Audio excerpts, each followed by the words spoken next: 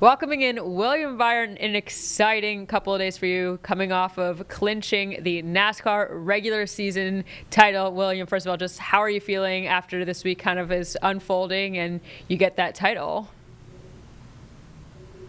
Yeah, I appreciate it. It's been a good couple days for our team, and just big relief to get that out of the way and win that championship. So looking forward to getting going in the playoffs and trying to win the championship this year. You had a pretty iconic quote during your press conference where you said it's really the best 12th place finish I've ever had. I mean, that was pretty awesome. Is that something you thought about, or just the sentiment behind that? You know, you're coming in 12th, but you're still walking away feeling great after that race in Richmond. Yeah, it was pretty good feeling when we were done on the cool down lap and just hearing that. So that was cool. I think I hadn't really given it a lot of thought, during the race. Obviously, we try to get the most points we can, and felt like the race had, in some ways kind of gotten away from us in the third stage. So I was just kind of bummed about that, but then quickly shifted towards the end goal. So yeah, it was great to get that locked up. The last time we spoke to you, it was right after you won Daytona for the second straight season. How does winning a race like Daytona set you up for success for the rest of the year where you're ending up with clinching the regular season title? Yeah, I feel like it's helped us kind of had momentum early in the season. Last year we won it, and it was a really good thing, but I feel like we still had our ups and downs. This year I've felt like we've just steadily improved all season long. So it's been a really nice year so far, and just got to cap it off and keep going forward.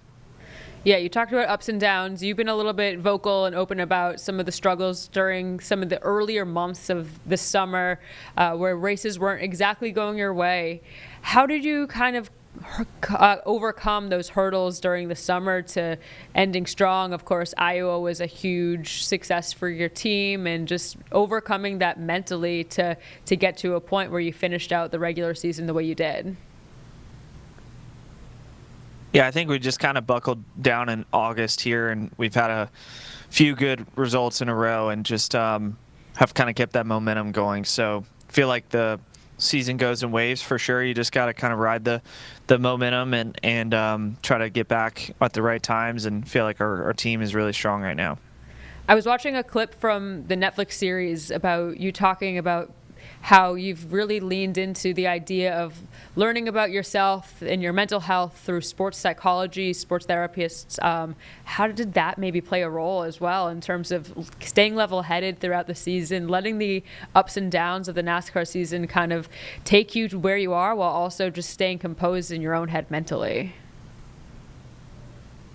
Yeah, I think just always trying to find ways to understand like the mental side and just understand myself and the thought process there. So yeah, I think I'm always looking to like take notes and improve, and that's one way.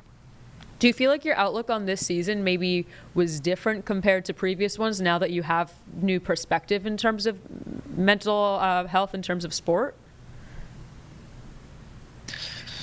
I don't know. I just think I've been doing this for a little while now, and I feel like I've learned how to sort of balance that expectation with myself and just really the process of things. So I just really care deeply about just continuing to improve in the car and learn new things. And I think like having those new moments when you learn something, you feel like you can apply it and be better. That's the stuff that I look forward to every week. It's just kind of, honestly, the result is just a part of that. It's just really, it's really what you're doing in the car to improve, and you can feel that improvement, and usually that leads to success. So that's a pretty cool feeling. Right, and Hendrick Motorsports definitely noticed that. You got a new contract extension earlier this summer, 4-year extension. What kind of confidence does that tell you that Hendrick has in you and your team as you guys are moving forward as well? Yeah, it was great to get that done, early in May, really. Kind of takes the stress off, and Rudy as well. So I think it just set us up well to just go out there every week and perform. And we've had our fair share of moments throughout the year, but it's just been learning experiences. I mean, everything that's happened has helped us learn, just even crashing and qualifying at Pocono, like that was a big learning experience. I learned a ton about the car and the situation, and just feel like this year's been a lot of growth personally, and I think it's all helped us. With the Hendrick Motorsports team, obviously you were towards the end battling for points with a teammate of yours in Chase Elliott. Do you guys have conversations at all? What is that kind of like for you, as you're kind of 1-2 in terms of the points race, and it's someone who's on your side at the end of the day? Yeah, I mean, we race hard and try to compete hard on the racetrack, but at the end of the day, we share a lot of notes, and back at the race shop, we collaborate a lot. So it's unique in NASCAR to have teammates that you work well together with, and then at the same time you're competing. So next for you, you're heading back to Daytona, obviously a place that is meaningful to you. You've had success there. And then it's playoffs. Where's your head at right now? Where's your confidence at as you're getting ready to go into playoffs once again? Yeah, I feel confident. I think the tracks line up well for us in the first round. I feel like those are all tracks that we excel at, and I think we just got to go there and just approach it week by week. That's always been our mentality. We've had good playoff runs in the past, and it's really just week by week assessing where you are and what you need to do the next week. Obviously, being the one who comes away with the regular season championship title, you're the hunted. You're the one who's in that top position where everyone else is chasing you. Do you like that? Do you feel that? Do you think that's going to be playing a factor as you're heading into playoffs at all?